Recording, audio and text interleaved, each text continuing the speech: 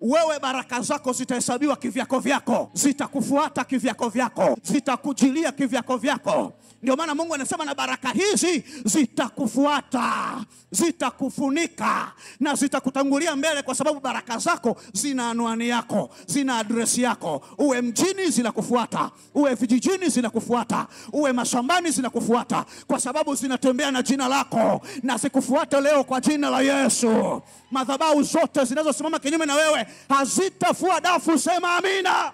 Ndio maana kuna kitu ambacho ukikiangalia vizuri, Mungu anasema nyinyi msihangaike sana, kwa sababu kuna watu wanapambana na nguvu zao za mwilini, wanapambana na vitu vyao vya kawaida. Lakini Mungu anasema mambo yote ni kwenye ulimwengu wa roho. Mwambie jirani yako, mambo yote ni kwenye ulimwengu wa roho. Chochote unachotaka kukiokoa, si kwa nguvu zako, si kwa elimu yako, si kwa uwezo wako, si kwa nguvu ya ugali wako, bali kwa nini? Kwa nini? Bali kwa roho anayetembea katika ulimwengu wa roho. Maana yake chochote kisichowezekana kimwili, ingia kwenye frequency za ulimwengu wa roho, kinabadilika kwa jina la Yesu.